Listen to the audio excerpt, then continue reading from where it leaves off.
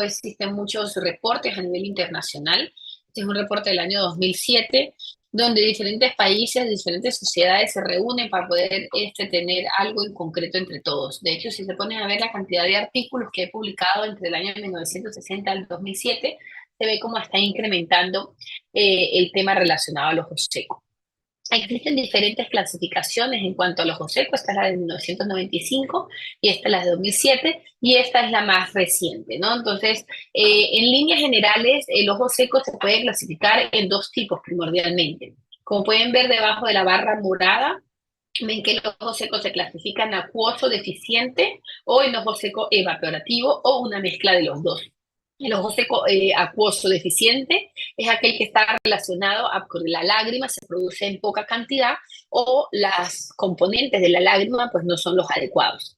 Un ojo seco evaporativo es aquel ojo seco que está más asociado a inflamación, usualmente alteraciones de las glándulas de meibomio, del borde palpebral, que hace que se pierda esa capa lipídica de la superficie lagrimal y se evapore más rápidamente la lágrima, o una mezcla de los dos. Todo esto hace que la fisiopatología del ojo seco tenga como como corazón, la hiperosmolaridad.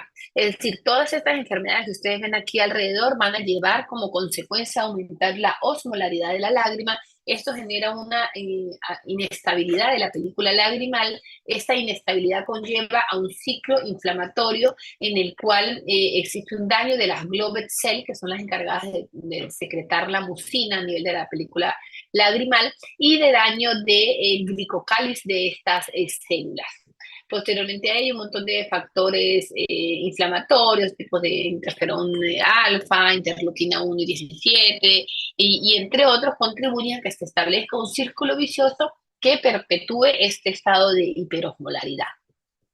Existe un esquema de tratamiento para poder diagnosticar el ojo seco, en el cual lo primero que se hace es un triaje de preguntas, es decir, por medio de una serie de preguntas de cuestionario, se evalúa si el paciente tiene o no tiene algún síntoma de ojo seco.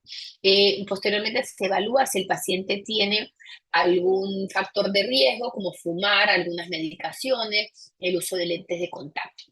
Y si vemos que el paciente es positivo para alguna de estas dos cosas, entonces procedemos a la realización de los test, como son el test de osmolaridad, el test de la superficie ocular y entre otros que vamos a hablar posteriormente.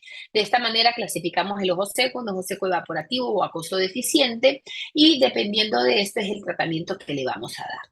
Es importante recordar que por lo menos el 86% de las personas que tienen ojo seco tienen alteraciones de las glándulas de meibomio, y que existen diferentes tipos de test que pueden medir las diferentes afecciones de la película lagrimal. Este es el test de Osby más utilizado para poder saber si el paciente tiene o no tiene ojo seco. Es el test que se llama Ocular Surface Disease Index, en el cual, dependiendo a la puntuación que dé el paciente será clasificado como normal, medio o moderado o severo. Un paciente normal es aquel que tiene una puntuación menor de 13. Posteriormente, el test de Schirmer, que cada vez usamos menos, es un test en el cual se coloca,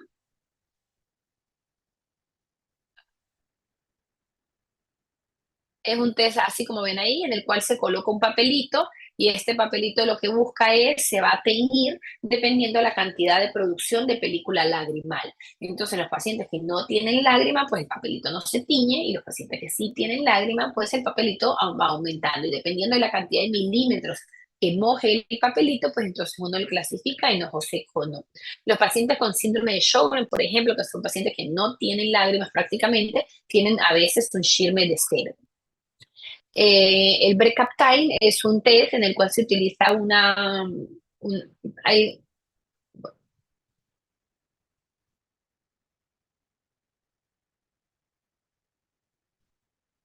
entonces en el test de fluoresceína, que se llama Brecaptine, lo que se hace es, se tiñe, déjame parar eso, se tiñe con una solución que es la fluoresceína, que es un colorante, se tiñe la superficie ocular. Y uno lo que hace es medir, por eso es que está el cronómetro, en cuánto tiempo es que la película lagrimal se rompe. Un paciente normal, la película lagrimal se rompe por encima de los 10 segundos, mientras que un paciente con ojo seco por debajo de los 10 segundos. Esto también sirve para otras clasificaciones en la cual podemos ver si hay daño o no de la superficie por medio de las células que se tiñen. Actualmente existen muchos equipos que nos permiten hacer todas estas mediciones de manera automatizada, como por ejemplo el Keratograph 5M, que nos permite medir la película lagrimal. Aquí, como podemos ver, sobre el borde del párpado podemos ver la cantidad de lágrimas que reposa sobre este borde, que debería ser por lo menos de 0,5 milímetros. O es un equipo que también nos permite medir el break-up time, que es el tiempo de ruptura lagrimal, de una manera automatizada. Como les dije anteriormente, la fluoresceína no solamente sirve para medir el break-up time, que es el tiempo de ruptura lagrimal, sino también para medir la superficie dañada sobre la córnea o sobre la conjuntiva, y con esto podemos clasificar al paciente dependiendo de la cantidad de daño que tiene en la superficie. La rosa de Bengala también es otro colorante que permite resaltar las células muertas, o la citología de impresión, que es una pequeña biopsia en la cual se toma las células por medio de un filtro de nitrocelulosa y se ve la cantidad de células que hay y la morfología y relación núcleo-citoplasma de estas células.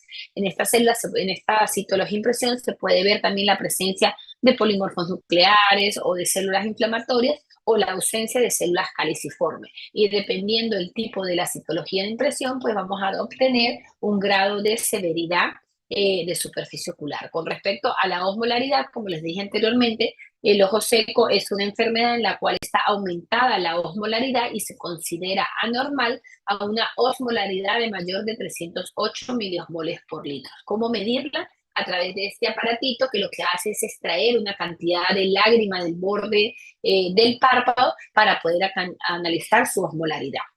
Esto es otro equipo que permite hacer una meibomiografía, que no es más que un examen que permite analizar la morfología de las glándulas de meibomio. Aquí pueden ver a su izquierda cómo son la morfología normal de una glándula lagrimal, y cómo a la derecha se ve una ausencia o una atrofia de las mismas.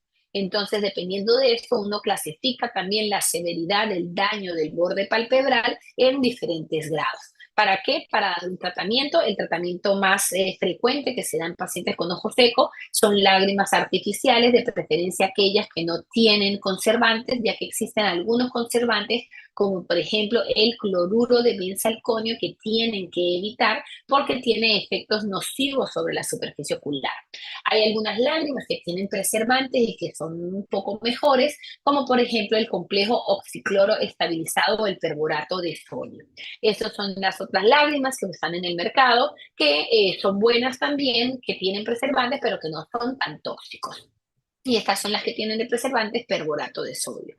Existen algunas lágrimas también que tienen algunos componentes lipídicos para poder simular la lágrima. Aquí en el Perú existen muy pocas, solamente el Systane Balance es el que tiene con lípidos, o spray con liposomos. Otra alternativa también para ojos secos severos, el uso del suero autólogo, que consiste en extraerle sangre al paciente, luego mediante una cámara de flujo laminar se hace como un centrifugado de esta sangre para poder sacar todos los factores de crecimiento, plaquetas y otras células que van a servir como un reconstituyente de la superficie ocular. Entonces se saca la sangre del paciente y se hacen estas gotitas artificiales. El uso de tapones lagrimales, resulta que en el párpado superior e inferior tenemos los puntos lagrimales, que tienen unos pequeños conductos que contactan el ojo con la nariz, y lo que hace el tapón lagrimal es tapar, tal cual tina. Imagínense una tinta, que uno tapara la tina para que no se salga el agua. Bueno, lo mismo hace con el ojo para que la cantidad de lágrima quede más tiempo en la superficie ocular. La limpieza palpebral es muy importante, específicamente en los pacientes que cursan con este parásito, que es el Demodex, ya que sustancias como el tea tree oil o la ivermectina o el metronidazol ayudan en su erradicación. La citromicina en gotas también está indicada al 1% en pacientes que tienen blefaritis, o lo que les mencioné anteriormente, que es el tea tree oil, que viene en sustancias de limpieza palpebral.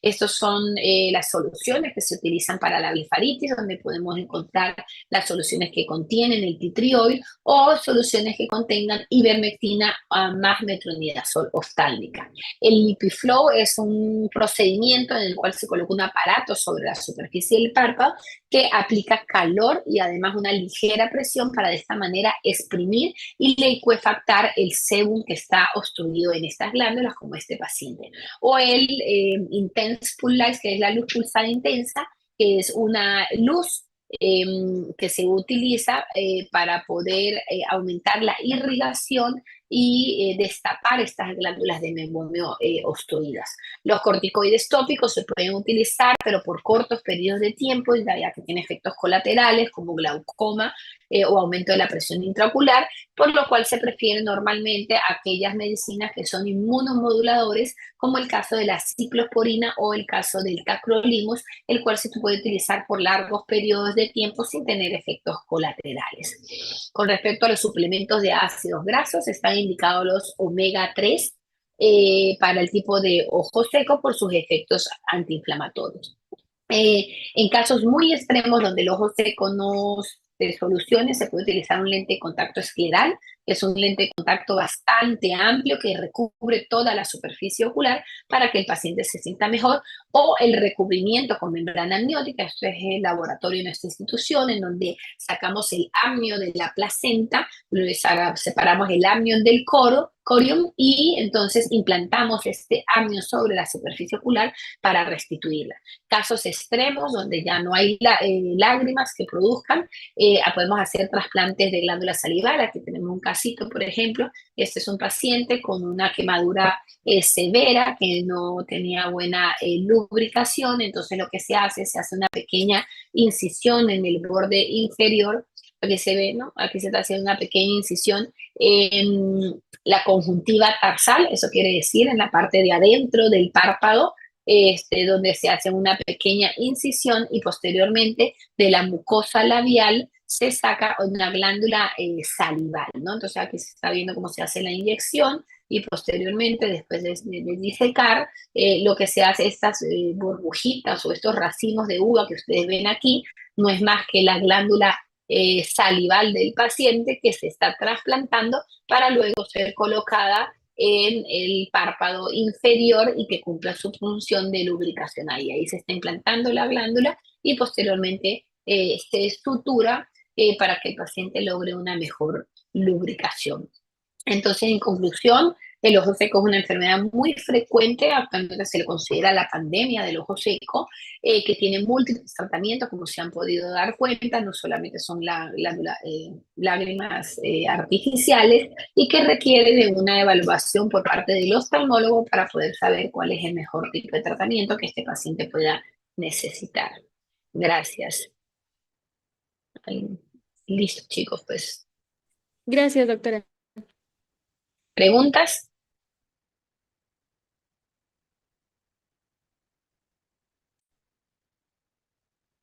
¿Alguna pregunta? ¿Tienen preguntas? Creo que no, doctora. Ya, entonces me despido. ¿Listo? Chao. Gracias, doctora. Hasta luego. Hasta luego.